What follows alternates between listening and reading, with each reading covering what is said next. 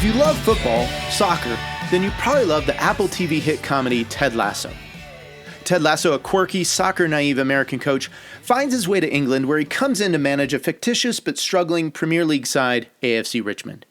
Hello everyone, this is Rev Brad, and you're listening to the Soccer Chaplains United podcast, From the Touchline. With 20 plus years in and around the beautiful game, both as a chaplain and a press officer before that, I thought I would share in this series some lessons from Ted Lasso.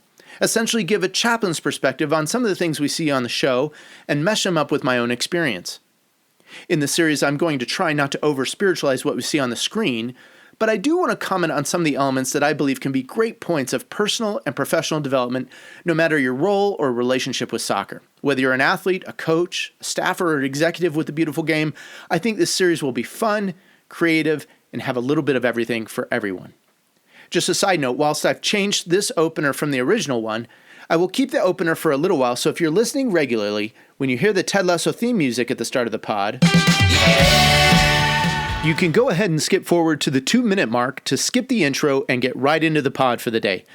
Thank you for listening to the From the Touchline podcast. Here we go with a lesson from Ted Lasso. He's found the space and he's found the back of the net. Just a little off foot, thinking he's going to go far post. Not strong enough with his right hand. Whips that one in.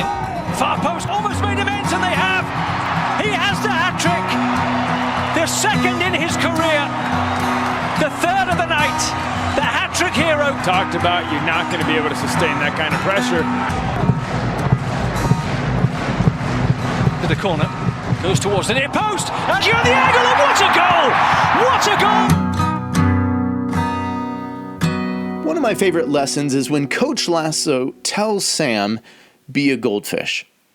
Sam, in a training session, gets undone by a snarky Jamie Tart, who comes back after scoring a goal to put it in Sam's face. Leave some flowers here because this is where Sam died.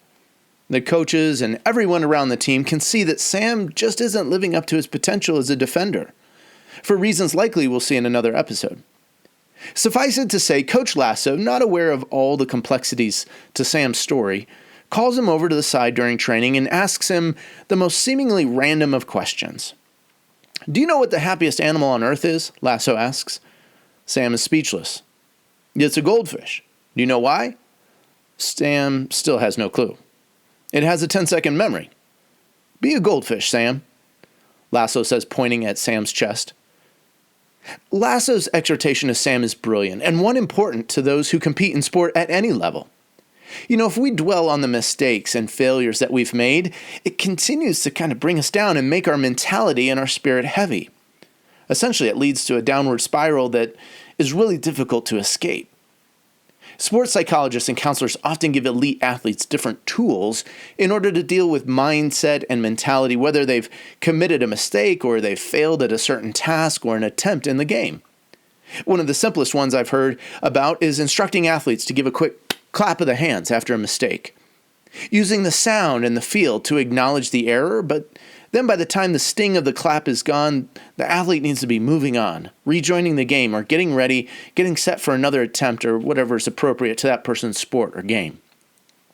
Other tools might include saying a word or phrase, or developing certain rituals and routines, either as a team or as an individual, before starting a game, or whilst getting ready, or even in the moment. You know, I was watching women's college volleyball the other day, and I saw the two teams, they would come together after each point, whether it was a point won or lost. It was almost like a reset and a mentality. We're going to fight for each point. It was literally a 10-second memory moment. Be a goldfish. Have a short memory when it comes to failures and mistakes. You know, I think in football, we can train ourselves well to practice this kind of mentality. We can develop patterns and rhythms that help keep us focused or help us to refocus. But I think it's harder off the pitch. Mistakes that we make in life are harder to forget, harder to forgive, whether we're trying to forgive others or ourselves and trying to move on. Isaiah had a tough job back in his day. As a prophet, he pronounced judgment, and especially harsh judgment, on God's people as they ended up going into exile. But in the latter part of the book that bears his name, we read these words of hope, words directly from God to his people. Forget the former things. Do not dwell on the past. See, I am doing a new thing. Israel was in trouble. They'd screwed up royally and been faithless toward God, so exile was their punishment. But in God's goodness and grace, he forgave, just like he forgives us. And his word to them was, be a goldfish. Have a 10-second memory about the past. It's forgiven. It's done, dusted. Paul had a similar experience. He was religious, devout, zealous. He had a lot going for him, but he writes to his friends in Philippi, all that's rubbish. I've actually got to forget the past and strive toward what lies ahead. Paul's living like a goldfish. Well, friend, you and I need to be goldfish. Certainly, we need to confess sin. We need to repent of our failures and mistakes. But once we do, once we receive Jesus' forgiveness, we need to get us some goldfish mentality. Well, thanks for listening to this lesson from Ted Lasso. This is Rev Brad coming to you from the Touchline.